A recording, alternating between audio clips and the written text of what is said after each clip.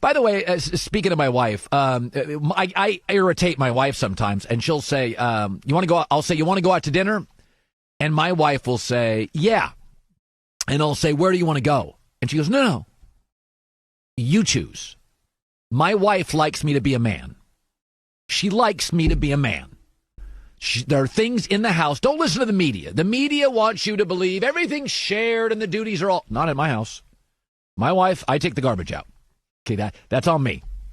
And she's proud of it. I'm proud of her. And I don't believe all the media nonsense that women love metrosexuals. There's a reason they put calendars out every year with firemen with no shirts on. And they fly off the shelves. It's not poets without their shirts on. Women like men.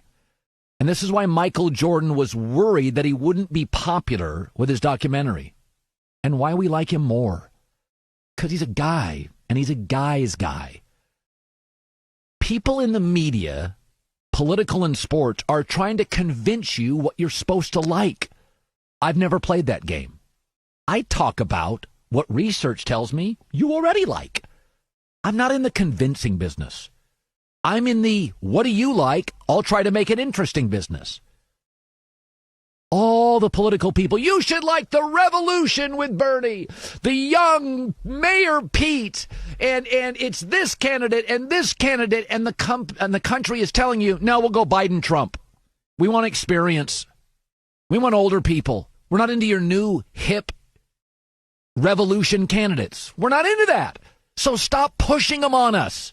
AOC, Mayor Pete. The public's not interested. They vote old. Go look at opinion shows on all the networks, sports and politics. There's no 20-year-olds getting numbers anywhere.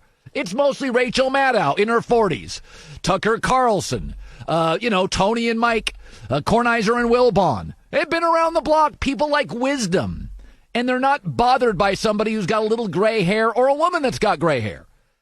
Is that Michael Jordan's Gordon Gekko? They built the film Wall Street, and they thought he was going to be a villain. Remember, greed is good? And at the end, people were like, no, I kind of like his ideas, which is kick butt, take names. This was supposed to make Gordon Gekko a villain, this moment. The point is, ladies and gentlemen, that greed, for lack of a better word, is good. Greed is right. Greed works. Greed clarifies, cuts through, and captures the essence of the evolutionary spirit. And that landed for people. They're like, yeah, it's America. We're capitalists. We like making money. Don't let the media feel guilty about it. It's nicer to fly first class. Work hard, hopefully fly there someday. The media tries to convince you that everybody likes progressive guys and guys who are they're metrosexuals and they've got feelings and they're sensitive and they keep putting calendars out with firemen with no T-shirt on and they fly off the shelves. And my wife gets pissed when I say you want to go to dinner and I don't have a place picked and a table booked. Is it Michael Jordan's an alpha? And some are going to label it toxic masculinity. But to me, I look at Michael and he's strong-willed, great parents, smart guy, polished, and he's not backing off, and he's not going to conform to what people want to make him. He's going to be true to what his parents made him. He's a guy's guy. Totally down with it. That doesn't mean I'm looking for meatheads. I try to bring smart people on the show, but I stay away from the wokesters because people keep telling you what they want. Listen to the people. Beto O'Rourke's handsome. They want Biden. I mean, the media is trying to convince you. You should like this and chiding you and shaming you. And people like what they like. I like oatmeal. A lot of people look at it and say, it's so boring. My mom used to get mad at me. She said, you like things with no color. I'm from England. It's gray. Have oranges and grapefruit. I went out with my mom one time, and I went to dinner, and I had mashed potatoes and pasta and bread. She goes, look at your plate. Your plate's boring. There's no color. There's no hues. It's not dynamic. It's not vibrant. And I'm like, yeah, but I like mashed potatoes and pasta and bread. That's what I like. Andy Dalton, nice guy. Nobody cares. Aaron Rodgers, not always nice. Fascinating. It's okay to be flawed. It's okay to be flawed. Michael Jordan, by the way, he's not obtuse. Michael knows he's rough. Michael knows. Here's a bite from Michael Jordan. He knows it's rough. He knows he's rough. He knows it's hard. He gets emotional about it. But it's who he truly is. Through the years, you think that intensity has come at the expense of being perceived as a nice guy? Well, I mean, I don't know. I mean, winning has a price, and leadership has a price. So I pulled people along when they didn't want to be pulled. I challenge people when they don't want to be challenged. And I earned that right because my teammates came after me. They didn't endure all the things that I endured. Once you join the team, you live at a certain standard that I played the game. And I wasn't going to take anything less. Now, that means I had to go in there and get in your ass a little bit, and I did that. You ask all my teammates, one thing about Michael Jordan was he never asked me to do something that he didn't do. When people see this, they're going to say, well, he wasn't really a nice guy. He may have been a tyrant. Oh, well, that's you, because you never wanted anything. I wanted to win, but I wanted them to win and be a part of that as well. Look, I don't have to do this. I'm only doing it because it is who I am. That's how I played the game. That was my mentality. If you don't want to play that way, don't play that way. And he broke down. It's my favorite quote. Be authentic, be true to yourself, don't listen to the media. People like what they like. I never try to convince you. I love Carson Wentz. Injury prone, I love him. Love him. You're not going to convince me he's not good. And I'm not stupid about it. I mean, if he was 0-12 and threw interceptions and no touchdowns, but it's okay to like what you like. And don't tell, if you don't, like I love soccer. I think it's really becoming something.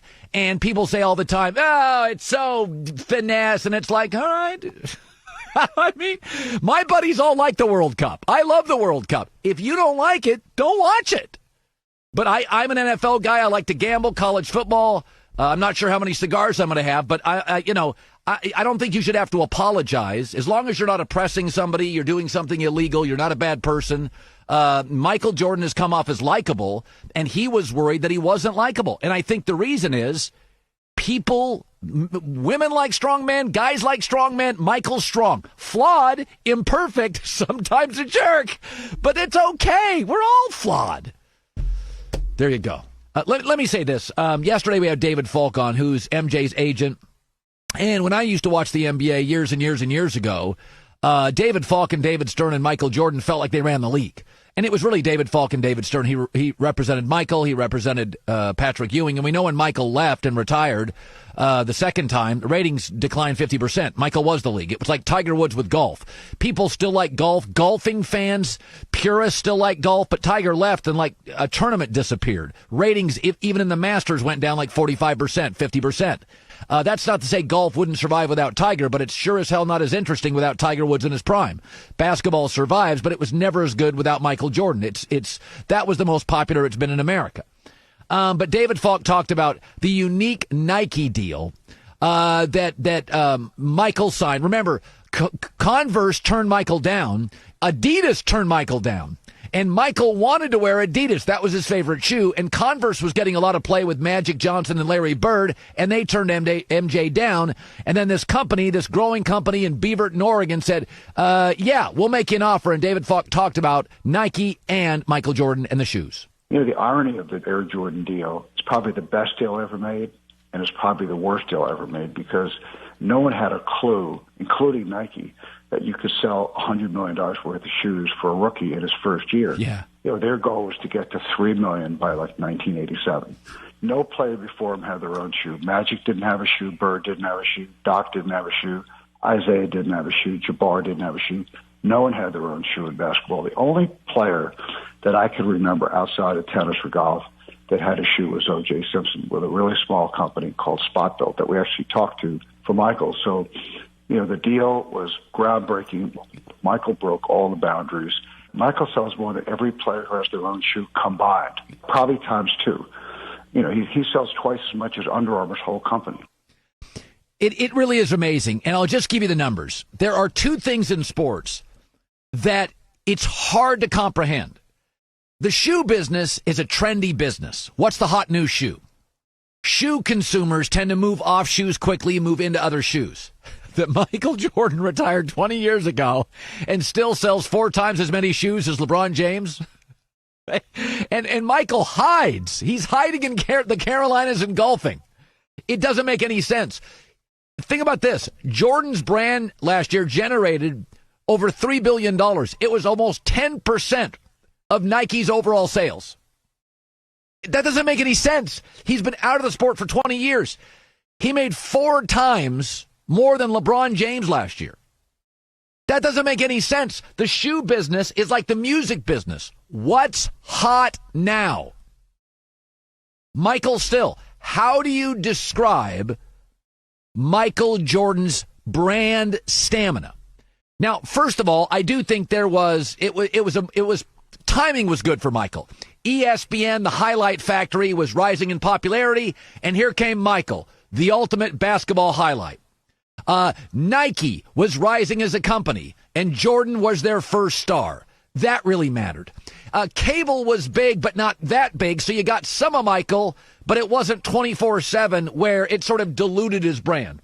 And also, he became the savior of American basketball. As you remember, we were now losing internationally.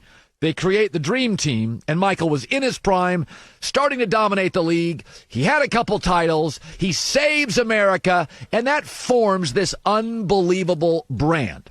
So timing is part of it. It was a combination of the highlight culture, the shoe culture. Hollywood was starting to really embrace athletes, just starting to, and Michael was on the forefront of that. But he was the accelerant.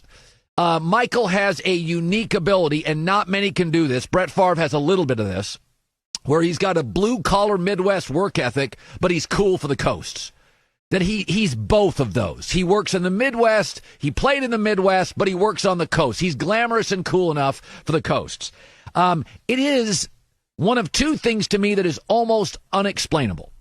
It's hard to get your arms around the fact that a guy that's been out of the NBA for 20 years in an industry that's all about the moment still crushes all the current players in the shoe business. It makes no sense. The second thing in sports that if you'd have told me it was going to happen, I would have laughed at you. It would be a jump the shark moment as a novel, as a fiction, as a movie. In 1979, the NBA allowed the 3-point shot. If I would have told you, it'd be around for 30 years. The best players really won't shoot it much. Kareem won't shoot it much, and Michael won't shoot it much, and Magic won't shoot it much, and Larry Bird's a great shooter, and he won't shoot it much. He's been around since 1979, but here's what happens. Here's what happens. A guy from Davidson, 30 years later, will start shooting it like his primary shot. It will eliminate centers. Young players, college basketball will totally change. Everybody will just shoot the 3-point shot or dunk. There'll be no mid-range jumper popularized by the best player ever. Yeah. And the guy will be from Davidson, and he gets hurt a lot, and he's kind of frail, and he's not that athletic. His name will be Steph Curry, and it will change global basketball forever. Steph Curry. Yeah, I know, the shot's been around for 30 years. But Michael Jordan didn't like taking it until they moved the arc in for a couple years. He shot it, they moved it out, he stopped shooting it. Those 2 things, Michael Jordan's seemingly relentless stamina on his shoe sales, and Steph Curry, of all the great NBA players, being the guy that changes the sport. I can't wrap my head around either. I can't explain either. I tried with Michael. I won't with Steph.